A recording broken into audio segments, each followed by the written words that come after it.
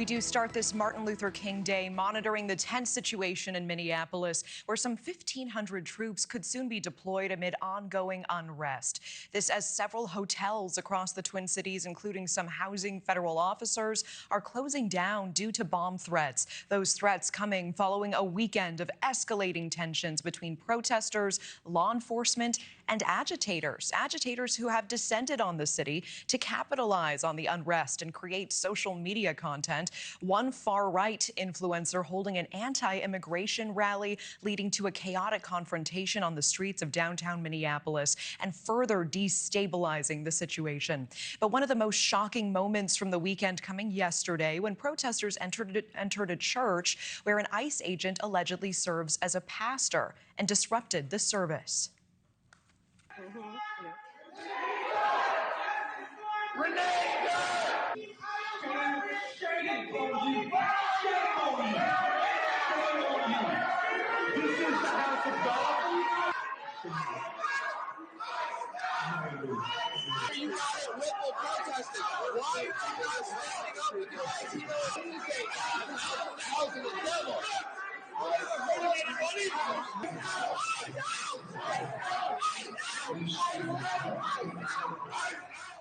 The Department of Justice is now saying it is investigating that group for potentially violating the churchgoers' rights to exercise their freedom of religion.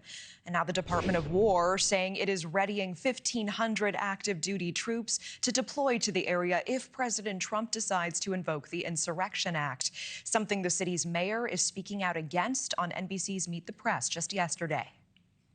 In Minneapolis, crime is dramatically down. We don't need more federal agents to keep people safe. We are safe.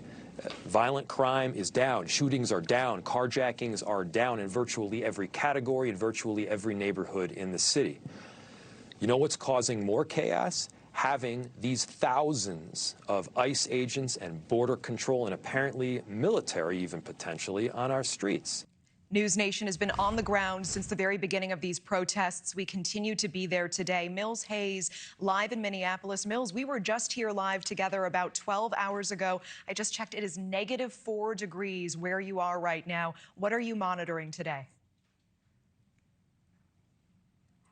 Hi, Natasha. We're actually in St. Paul outside of the church where that protest happened yesterday. St. Paul police telling me that about 30 to 40 protesters interrupted the church service Sunday morning and that they did receive multiple 911 calls when this happened. People confused about exactly what was going on. Now, this protest happened early Sunday morning. The group going inside the church, interrupting the services and chanting things like justice for Renee Good, ICE out for good, hands up, don't shoot.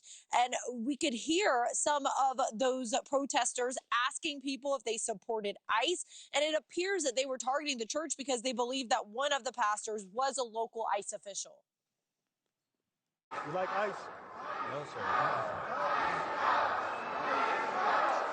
understand that what is happening is wrong, and I agree with that, but this can't happen. This is the house of the Lord. To do this is unjust. Attorney General Pam Bondi says she spoke with the pastor of that church, saying that she's prepared to use the full force of federal law on attacks against law enforcement and the intimidation of Christians.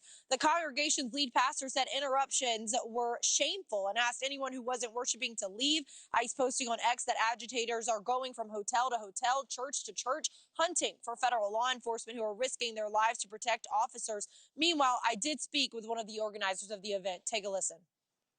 Do you guys feel like perhaps maybe you went too far? I know that there was one guy Absolutely not. Listen. I'm not going to go down this line of questioning with you. This is gaslighting. Who has gone too far is Donald Trump, Kristi Noem, JD Vance, and the people who run ICE. She tells me that they're not worried about the Department of Justice investigating them because they investigate everyone. That's what she said. And she also says that they feel like the media focusing on this is gaslighting the American people about what's happening here. Now, we also do know DHS sources confirming that an ICE supervisor is one of the pastors at this church here, Natasha. Thank you for watching. Subscribe below and download our NewsNation app right now on your phone, and you will get fact-based, unbiased news for all Americans.